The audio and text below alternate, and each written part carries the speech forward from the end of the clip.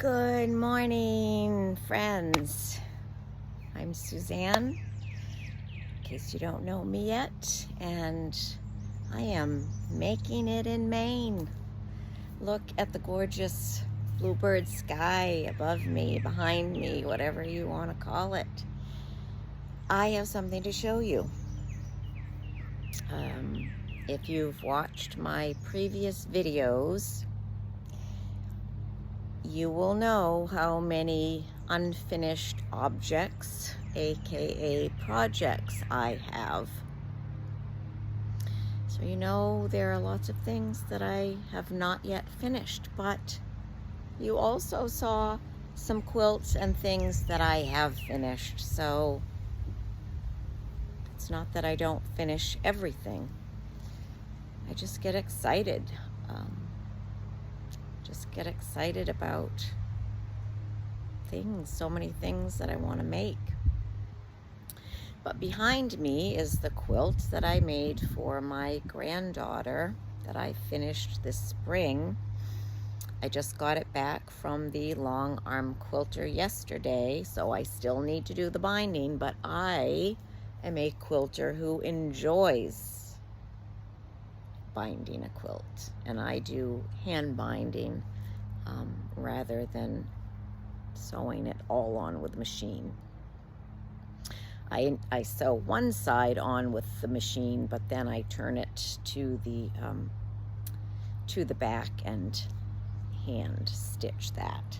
So I'm going to tilt the camera down and show you the quilt for my granddaughter. The fabric is C&Me. It's a Moda fabric. It's older, so you can still find bits of it here and there.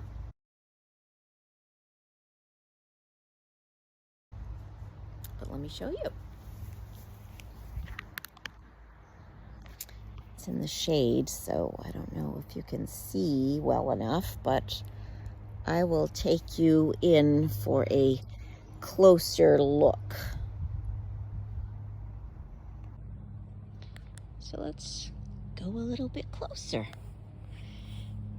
The quilt that I saw online that inspired this one was a quilt made with blocks like that, similar to that. But I thought, gee, it's not really, I just felt like it didn't showcase the beauty of some of the fabrics. And for instance, this fabric is one of my favorites in this line. So I decided to do a mix-up. So I alternated this sort of log cabin-y block with I don't know if you'd call this a square and a square. Yeah, so I alternated.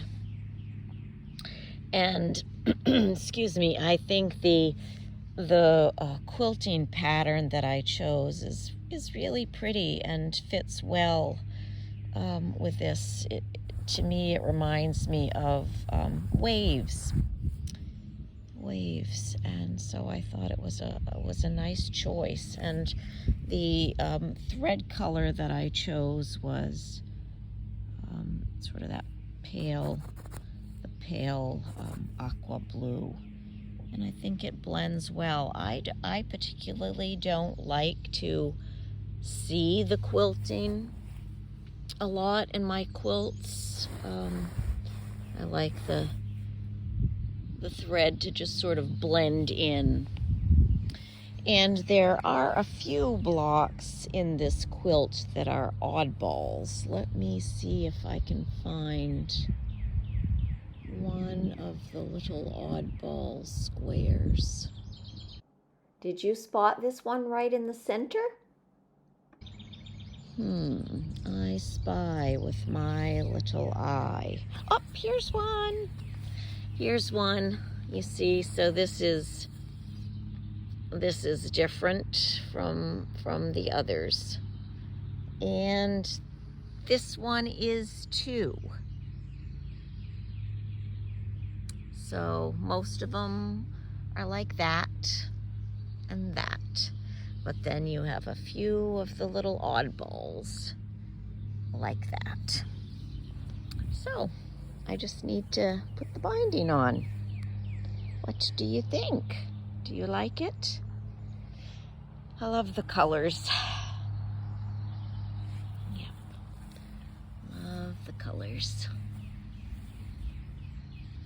The leaves casting shadows. So that's the quilt. I forgot to show you the back of my granddaughter's quilt. So I pieced it together, and the top border, if you will, I'll call it a border. The top border is more narrow than the bottom border because I kind of messed up and miscalculated when I sewed that on. So there's stars, coral star fabric along the bottom and the top, and the aqua color along each side, and the sea urchin is such a favorite print. Love it so much. So there you have it. Oh, and stars on a white background in the center. Okay, just wanted to show you the back. I forgot to show you the other day this little girl. She was made, she's got kind of an oddly shaped head, doesn't she? She is from the same fabric designer that did the Sea and Me, my granddaughter's quilt, which I have laid out on the floor behind me. So it was a fabric panel with 3 mermaid dolls. They came with different colored hair. They all 3 had different colored hair. They had different little sea creatures in their bags. This one has a lobster. There was, I think, a crab and I think an octopus. They all had different mermaid bottoms, different colored bottoms. And so she comes with a little bag. I can take the bag off her. So I sent my granddaughter the other 2, but I didn't want to send her this one, and I will show you why. Let me just get the bag off of her head, off of her neck. Okay. So there's her little bag, and in it is a little lobster. So get that back in there, and her little mermaid, mermaid bottom, her mermaid skirt, bottom, I don't know, whatever you want to call it, comes off, and so she can turn into a little doll. She's already a doll. She can turn into a little girl. She can go from a mermaid to a girl. That's what I meant to say. So the reason I did not send her is because I had to perform stitches on her. She suffered a laceration, and I had to apply stitches, and they're not the dissolving stitches, they're permanent. So I just didn't want to send her to my granddaughter, so I kept her, and I kind of like having one around because she's cute. I do wish the side of her head didn't look so flat. Though it kind of reminds me of my face. These seem like, I don't know, little jowls. Little jowls. I saw one of the YouTube channels that I love to watch, and I've mentioned it before, is Stitched by Mrs. D. She's an amazing knitter, and she makes lovely, lovely dresses as well. So if you haven't checked out Stitched by Mrs. D, I encourage you to go check her out. She cracks me up. But anyway, in one of her videos, and she had such a straight face when she was talking about it, she said, I think I should have a facelift. I mean, a facelift would do me good. It would get rid of this little Howdy Doody. You know that Howdy Doody? Was it Howdy Doody, that puppet? The red hair, was that Howdy Doody? Let me know in the comments. So anyway, these creases here and the little hanging jowl-like things. Yeah, so a facelift would do me good, wouldn't it? I have this hilarious thing. I don't know if I still have it. I think I should go look for it because it's pretty funny. Let me go see if I still have it. I'm back. Let me just fix my hair. Okay. It's called The Knob. Don't know who wrote it, so I can't give them credit. It goes like this. The Knob. There's this middle-aged lady who goes to her cosmetic surgeon to see what her options are concerning her rapidly sagging face. We can give you an old-fashioned facelift, he says, or we can use a new high-tech procedure called the knob.